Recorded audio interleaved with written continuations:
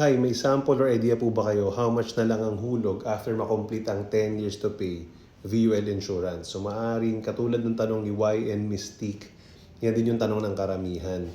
Wala akong specific na mabibigay na cost or example, pero depende kasi yan, ang daming basis. No? So after 10 years, may charge pa rin na cost of insurance.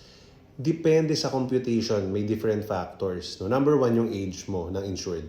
Number two, yung tinatawag na net amount at risk. Yung difference ng pera mo, which is yung account value, dun sa life insurance coverage. So for example, yung life insurance coverage mo, 1 million.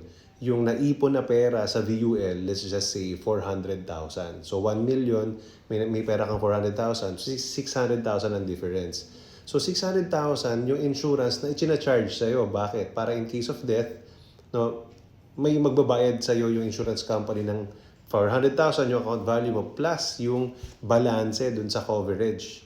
Alright? Binabayaran mo yun. So habang tumataas ang account value ng VUL, lumiliit yung cost of insurance. Although of course tumatanda tayo so nagmamahal din. Ganun. Pero pag bumababa ang value ng account value ng VUL because of economy, di ba, bumababa, let's say, yung stocks na pinagbilihan, yung mismong economy ng Philippines, or whether sa ngayon yung mga VUL pwede na lang i-invest sa global market.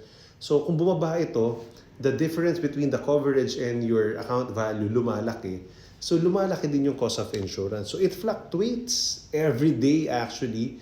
The charging, if I'm not mistaken, for all companies, if not most, if not all, every month sina-charge yung VUL mo ng maliit na portion, term insurance siya. No, instead i-charge ka ng 1 whole year bulto, sina-charge ka niyan every month. Alright, binabawas yun sa units mo, which is your account value.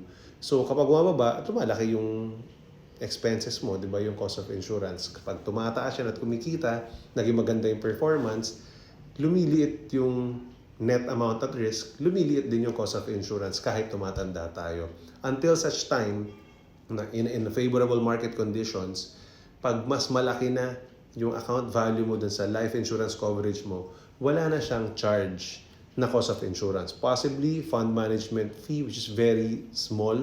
Right? Yun na lang yung mga ganung bagay. So, ang VUL talaga is like a mutual fund plus term insurance combined. Alright? So, charge ka niya unti-unti to keep you insured para just in case something happens, which is the main purpose of insurance anyway, alright, your family, your beneficiaries gets the life insurance proceeds or whatever yung mga riders na nakalagay dyan like accident insurance, critical illness, and the like.